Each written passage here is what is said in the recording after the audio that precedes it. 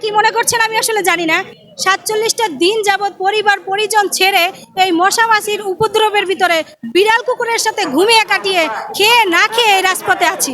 তো এই ৪৭টা দিন আসলে হয়তোবা সমাজ কল্যাণ উপদেষ্টার কাছে কিছুই মনে হয়নি, কারণ সে তো আছে এসি ঘরে বসে, তাই না? অফিস করছে, এসি রুমে বসে ঠান্ডা হাওয়া খাচ্ছে, গাড়ি নিয়ে ঘুরে বেড়াচ্ছে। আসলে সেই যে এই উপদেষ্টা হয়েছে, কাদের বিনিময় হয়েছে? এই আন্দোলন সংগ্রামের বিনিময়ে, আমাদের বিনিময়ে সে আজকে ওখানে উপদেষ্টা। তো উপদেষ্টা যখন হয়েছে, ওনাদের কাছে তো আমরা অযৌক্তিক কোনো দাবি আদায় করার জন্য যাইনি। আমরা চেয়েছি স্বীকৃতি এবং এমপিওটুকু, যেটা ওনারা নীতিমালা করেছে, সেই নীতিমালার আলোকে আমরা প্রতিষ্ঠানগুলো করেছি। এখন ওনারা যদি স্বীকৃতি এমপিও দিতে বাধা থাকে, তাহলে ওনারা নীতিমালা যেটা করেছে সেটা তুলে নেক।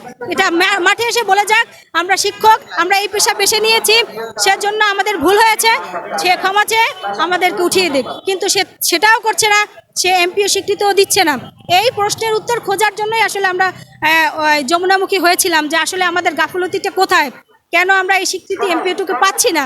কিন্তু আপনারা দেখেছেন মাঝপথেই আমাদেরকে আটকে দেওয়া হয়েছে এবং আমাদের 6 জন প্রতিদিনই ভিতরে গিয়েছে। এখন এইরকম 6 জন, 8 জন, 7 জন এই 47টা দিন যাবৎ যাচ্ছে আর আসছে, এবং তাদেরকে 3 দিন, 4 দিন, 5 দিন এরকম সময় নিয়ে তারা আসছে।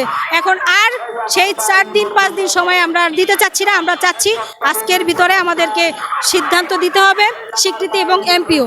এখন ওই প্রতিনিধি আসা না পর্যন্ত আমরা ওখানে বসার জন্য পারমিশন চেয়েছিলাম, পুলিশ আমাদেরকে সেই পারমিশন দেয়নি এবং আমরা ওখান থেকে উঠিনি বলে ওনারা আমাদের উপর লাঠিচার্জ করেছে। এবং দুঃখজনক এবং তীব্র নিন্দা জানাই এটাই, যে ওনারা পুলিশ পুরুষ হয়ে ওনারা আমাদের মহিলাদের গায়ে হাত তুলছে। ওনাদের মহিলা ফোর্স ছিল না, ওনারা মহিলা ফোর্স পাঠাতো।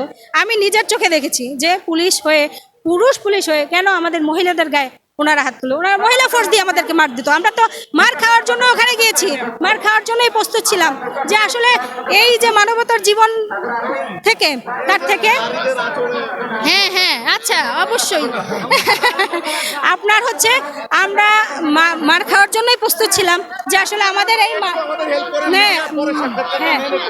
মানব